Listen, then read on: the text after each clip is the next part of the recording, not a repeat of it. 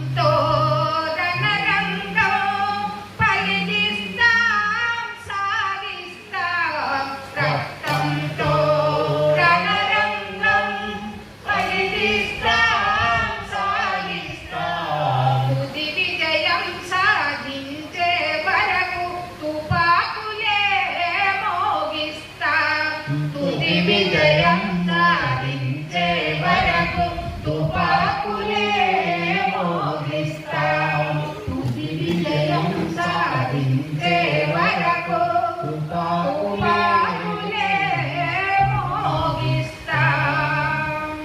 జోహార్ అమరవీరులకు జోహార్ జోహార్. ఈరోజు కార్యక్రమంలో విప్లవోద్యమంలో సాహిత్యం యొక్క కథల పరిచయం మొదటి సెషన్గా ఉంటుంది. రెండవది విప్లవ రాజకీయాలపై నిషేధం, ప్రజాస్వామ్య వ్యతిరేకం. మూడవది తెలంగాణలో ప్రజాస్వామ్యం పునరుద్ధరణ, ప్రజాప్రభుత్వ చట్టం రద్దు, యూపీఏ కేసుల ఎత్తివేత. వీటి మీద ఈరోజు మనం మాట్లాడుకోవాలనుకుంటున్నాము. ఈ మొదటి సెషన్కి అధ్యక్షత వహించాల్సిందిగా ఏపీఎంఎస్ సహాయ కార్యదర్శి భవానీని స్టేజ్ మీదకి రావాల్సిందిగా కోరుతున్నాను. అట్లాగే ఈ సెషన్లో వక్తలుగా మాట్లాడుతున్న ప్రొఫెసర్ కాచాయిని విద్మహే గారిని కూడా స్టేజ్ పైకి రావాల్సిందిగా కోరుతున్నాను. వియుక్త కథల ఎడిటర్ బి అనురాధ గారు కూడా స్టేజ్ మీదకి రావాలి. ఉద్యమాలకి అమరత్వానికి కూడా వరంగల్ అనేది ప్రత్యేకమైన స్థానాన్ని ఇచ్చింది. అందుకోసమని ఈ వరంగల్లో సభ నిర్వహించాలి అని అంటున్నాం. అయితే మార్చి 8 అంతర్జాతీయ శ్రామిక దినం సందర్భంగా అజ్ఞాతంలో ఉన్నటువంటి మహిళా అమరుల స్మృతిలో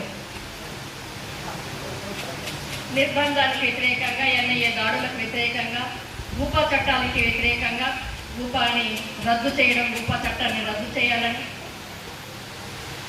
అట్లాగే అక్రమ అరెస్టులకు వ్యతిరేకంగా ఈ సభని ఏబిఎంఎస్ నిర్వహించవలసింది. అయితే మహిళలు ఇంట్లో నుంచి బయటికి రావడం అనేది ఇప్పుడు కొంచెం ఉన్నప్పటికీ, అంటే వాళ్ళ ఉద్యోగాల రీత్యా కావచ్చు, ఇంకేదో ఇతర కారణాల వల్ల ఇప్పుడు బయటకు వచ్చినప్పటికీ ఒకప్పుడు అంటే పంచాయతీ నిర్మల దగ్గర నుంచి మొదలు పెడితే మహిళలు బయటకు రావడం అనేది చాలా అరుదైన విషయం. అలాంటి ఒక పరిస్థితిలో, అట్లాంటి ఒక కాలంలో మహిళలు బయటకు వచ్చి గొంతెత్తి మేము కూడా ఈ ఆకాశంలో సగం, పోరాటంలో సగం అని నినదించే రోజు అది. ఆ రోజులు అప్పటి నుంచి ఇప్పటి వరకు కూడా మహిళలు అన్ని రంగాల్లోనూ ముందున్నట్టుగానే పోరాటంలో కూడా ముందున్నారు. పోరాటంలోనే కాదు, రచనల్లో కూడా ముందున్నారని వియుక్త కథలు చూస్తే తెలుస్తుంది. వియుక్త కథలు ఏంటి అంటే, అజ్ఞాతంలో అంటే ఇక్కడ జీవిస్తున్నటువంటి మన మహిళల జీవితాలు అందరికీ తెలిసినవే. ఉదయం లేచిన తర్వాత పరుగున హడావిడిగా ఇంట్లో పనులన్నీ చక్కబెట్టుకొని, పిల్లల పనులు చూసుకొని, ఆఫీస్కి వెళ్తే ఆఫీస్ పనులు, లేదంటే కూలికి వెళ్తే కూలి పనులు, ఇవన్నీ పనులు చూసుకొని మళ్ళీ ఇంటికి వచ్చి ఇంటిని చూసుకోవడం, పిల్లల్ని చూసుకోవడం, పడుకోవడం, పొద్దున్న లేచి తెల్లాలి, ఇదే సర్కిల్. అట్లాంటి ఒక జీవితం అందరికీ తెలిసినటువంటి జీవితం. కానీ ఉద్యమంలో మహిళల పాత్ర ఏంటి? ఇప్పుడున్నటువంటి భూస్వామ్య సమాజంలో లేదా పెట్టుబడిదారి సమాజంలో మహిళలకి ఏమీ చేత కాదు, చాలా బలహీనులు. బలహీనం అని అంటే అది శరీరానికి సంబంధించింది కాదు, మనసుకు సంబంధించింది అని గుర్తించడంలో ఇప్పుడున్న సమాజం ఫెయిల్ అవుతున్నది. అట్లా మహిళలు బలహీనులు, బలవంతులు అని నిర్ణయించాల్సింది శారీరక దృఢత్వం కాదు, మానసికమైనటువంటి దృఢత్వం అని నిరూపించదలుచుకున్నారు పోరాటాల్లో మహిళలు. అందులో భాగంగానే మహిళలు ఈరోజు విప్లవోద్యమంలో పురుషుల కంటే కూడా మహిళలే అధికంగా ఉన్నారు, అధికంగానే అమరులయ్యారు. ఆ జీవితాన్ని అంతా కూడా ఈ వియుక్త చెప్పదలుచుకుంది, వియుక్తలోని కథలు చెప్పదలుచుకున్నాయి. విప్లవంతో, విప్లవ రాజకీయాలతో అనుభవం ఉన్నటువంటి మనం కొంతమేరకు వాళ్ళ జీవితాన్ని చెప్పగలిగితే, అక్కడ ఆ జీవితం జీవిస్తూ అనుభవిస్తూ వాళ్ళ సొంత అనుభవాలని కథల రూపంలో తీసుకొచ్చినటువంటి కథల పుస్తకాలు. అవన్నీ ఒక పాండిత్యం ఉన్నటువంటి మహిళలు రాసిన కథలు కాదు. చదువురాని వాళ్ళు, ఆదివాసీ మహిళలు, చదువురాని వాళ్ళు ఇక్కడ చదువుకోకపోయినప్పటికీ అక్కడికి వెళ్ళిన తర్వాత పార్టీ ఇచ్చిన చైతన్యంతో అక్కడున్న సమాజం, ఆ సమాజానికి ఈ సమాజానికి ఉన్నటువంటి ఆ వ్యత్యాసాన్ని గుర్తించి పార్టీ ఇచ్చిన చైతన్యంతోనే చదువు నేర్చుకొని వాళ్ళ జీవితానుభవాల నుంచి రాసినటువంటి కథలు. దాని మీద ఒకరోజు చర్చ జరపడానికి బయట కూడా పోలీసు ఎవరు లేకుండా కొంత మనకు ఈ పర్మిషన్ ఇవ్వడం కానీ ఈ సభ జరగనివ్వడం కానీ ఇది ఎంత తాత్కాలికమో తెలియదు కానీ మొత్తంగా ఇది మన ఆహ్వానించగలదు.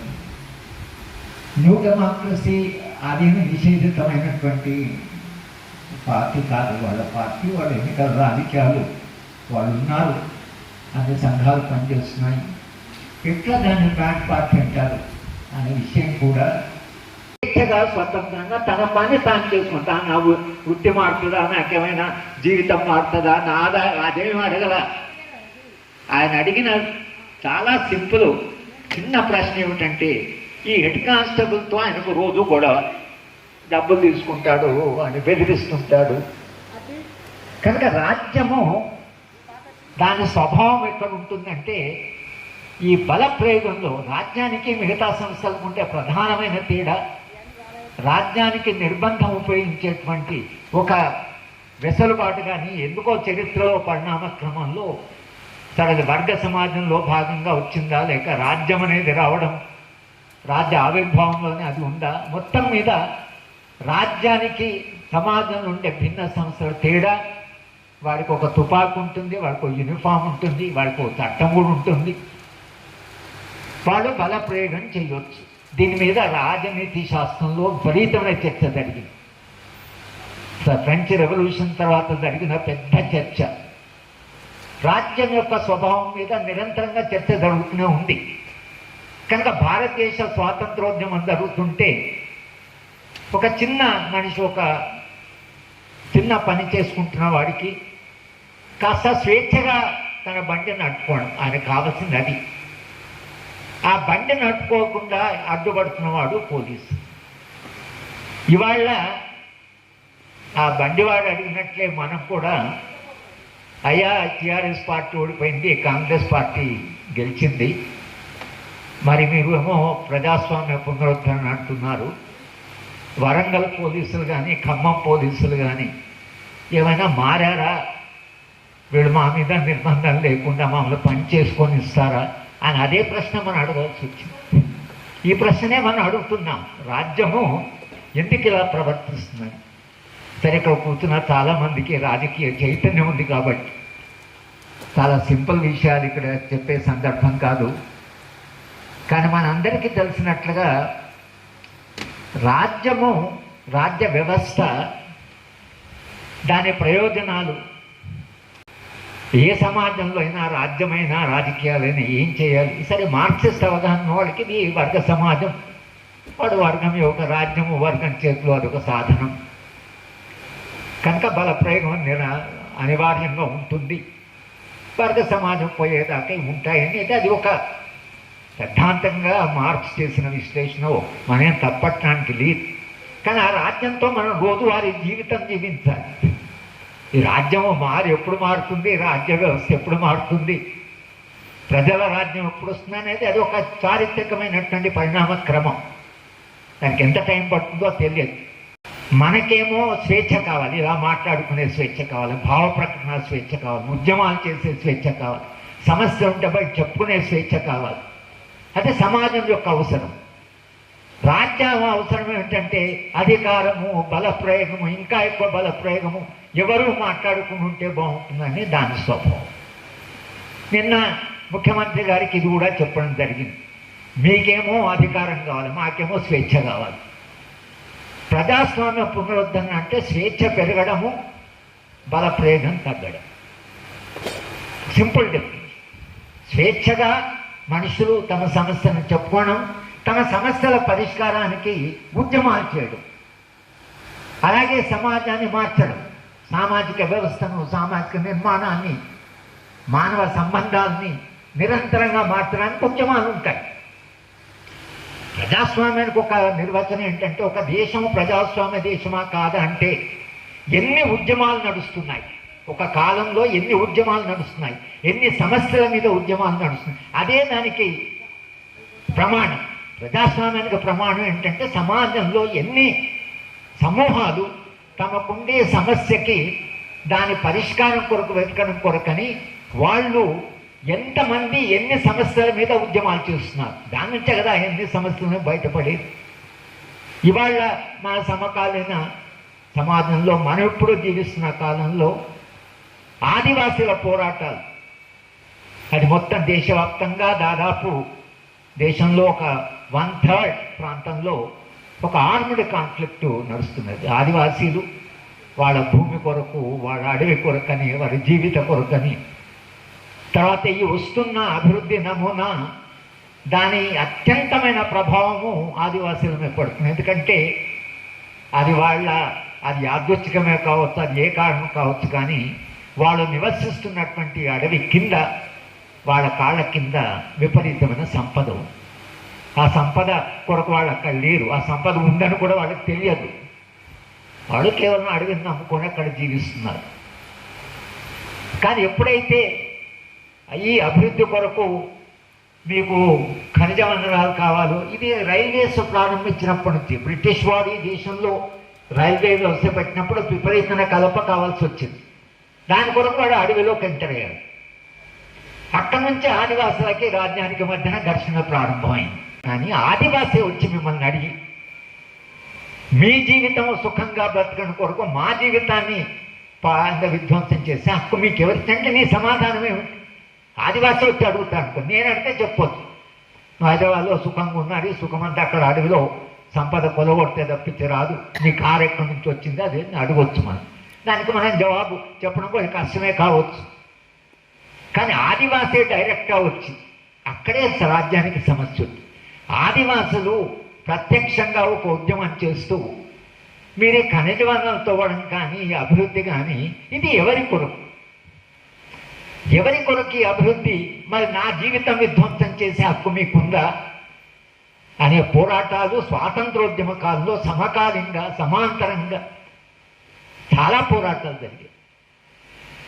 బిర్సా ముండా, అట్లనే ఒక అద్భుతమైన సీతారామరాజు గారు, లేక కొమరం భీమ్, దేశవ్యాప్తంగా ఎంతోమంది ట్రైబల్ లీడర్స్. ఆ పోరాటాల వలన